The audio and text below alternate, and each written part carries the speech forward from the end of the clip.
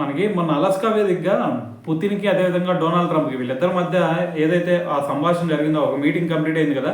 So మరి ఈరోజు చూసుకుంటే మరి జెలెన్స్కీ కూడా వెళ్ళి మాట్లాడటం జరుగుతుందన్నమాట ఈరోజు. అయితే మరి మొన్న పుతిన్ అక్కడ ఏం మాట్లాడాడు ఏంది అనేది మరి మనం మిత్ర దేశం కదా వాళ్ళకి. సో మరి మనతో కూడా చెప్పాలి కదా.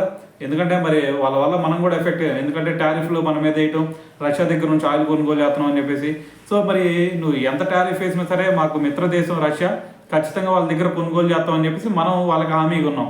సో మరి ఇటువంటి సిచ్యువేషన్లో మరి వాళ్ళ మధ్య ఏదైతే భేటీలో ఏదైతే విషయాలు మాట్లాడుకున్నారో సో మరి మిత్ర దేశమైన మరి మనతో చెప్పుకోవాలి కదా. సో అందుకని చెప్పేసి ఈరోజు పుతిన్ గారు మరి మోడీ గారికి కూడా కాల్ చేశారనమాట. అయితే ఇది మోడీ గారు ఇప్పుడు ట్విట్టర్లో చూడటం జరిగిందనమాట. అయితే ఇక్కడ పుతిన్ గారు ఏం చెప్పారంటే మరి ఆ రోజు ఏమేమి మాట్లాడుకున్నా ఏం జరిగింది అనే దాని గురించి మరి క్లారిటీగా అయితే మరి మోడీ గారికి చెప్పారని చెప్పేసి ఈ ట్వీట్లో అర్థమవుతుంది అనమాట. మరి ఉక్రెయిన్ దీంతో పాటు మరి మోడీ గారు కూడా ఒక విషయం చెప్పారు.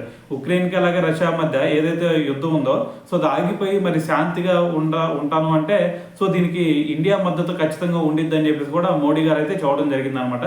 సో మరి ఈరోజు జెలెన్స్కీ వెళ్ళి మరి ట్రంప్తో మాట్లాడుతున్నాడు కదా. సో దీని తర్వాత ఏం జరిగింది అనేది సో తర్వాత మాట్లాడుకుందాం.